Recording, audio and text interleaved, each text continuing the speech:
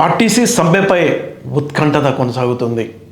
సమ్మె ఈరోజు అర్ధరాత్రి నుంచి అంటే 22వ తేదీ నుంచి సమ్మెలో పాల్గొనాలని ఆర్టీసీ జేఏసీ పిలుపు ఇచ్చిన నేపథ్యంలో రాష్ట్ర ప్రభుత్వం చివరి నిమిషంలో ఉన్నత అధికారులతో 4 ఐఏఎస్ అధికారులతో ఒక కమిటీ వేసింది.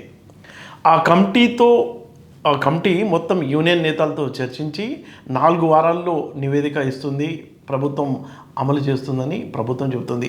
ఈ నేపథ్యంలో ఇటు ఆర్టీసీ కార్మికులకు, ప్రభుత్వానికి, అధికారులకు మధ్య చర్చలు జరుగుతున్నాయి. ఆ ఫలితాలు ఎలా ఉంటాయి అనేది తెలియాల్సి ఉంది.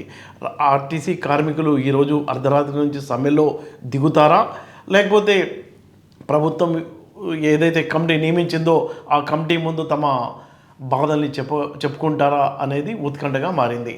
అయితే ఆర్టీసీ కార్మికులు ఏం చెప్తున్నారంటే 41 రోజుల ముందు మార్చి 13వ తేదీన మేము నోటీస్ ఇచ్చాము, ఇప్పుడు చివరి క్షణంలో కాలయాపన చేయడానికే కమిటీ వేస్తానని చెప్తున్నారు. మేము చాలా సీరియస్గా ఉన్నాం, ప్రభుత్వం గతంలో ఇచ్చిన హామీల్ని అమలు చేయడం లేదు కాబట్టి ఎట్టి పరిస్థితుల్లో గతంలో సకల జనుల సమ్మె తరహాలో భారీ ఎత్తున ఉద్యమం చేసి మొత్తం బస్సుల్ని ఎక్కడ రోడ్లపై తిరగకుండా చేస్తామని నేతలు చెప్తున్నారు.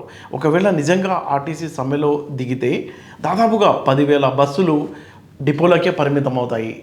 ప్రతిరోజు 65 లక్షల మంది ప్రయాణికులు తెలంగాణ ఆర్టీసీ బస్సులో ప్రయాణం చేస్తుంటే అందులో 35 లక్షల మంది మహిళలు ఏదైతే ఉచిత బస్సు అవకాశం ఉందో వాళ్ళంతా ఒకవేళ బంద్ కనుక జరిగితే వీళ్ళంతా తీవ్ర అసౌకర్యానికి గురి కావాల్సి వస్తుంది.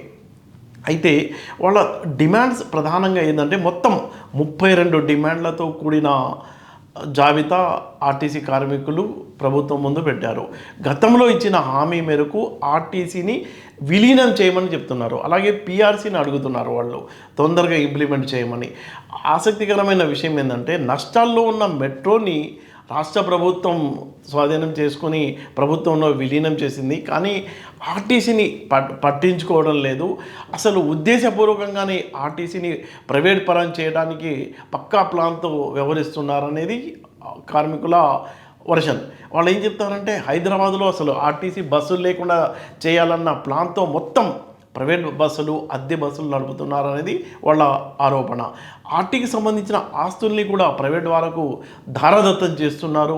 ఈ నేపథ్యంలో వేరే పరిస్థితి లేక దిక్కుదోచని పరిస్థితుల్లోనే మేము సమ్మెకు దిగాల్సి వచ్చిందని కూడా నేతలు చెప్తున్నారు. అయితే ఇప్పుడైతే ఆర్టీసీ ఎండీ ముందు ఈ యూనియన్లన్నీ కలిసి చర్చిస్తున్నాయి. ఈ చర్చల్లో ఎలాంటి ఫలితం వస్తుంది, ఒకవేళ 4 వారాల గడువు చెప్తున్నారు కాబట్టి ప్రభుత్వం తమ గోడును ఈ కమిటీ ముందు చెప్పుకోవడానికి ఆర్టీసీ కార్మికులు వెనక్కు తగ్గుతారా, లేకపోతే ఇప్పుడే ప్రకటించినట్టు ఈరోజు అర్ధరాత్రి నుంచి సమ్మెలో పాల్గొంటారా అనేది ఉత్కంఠగా మారింది.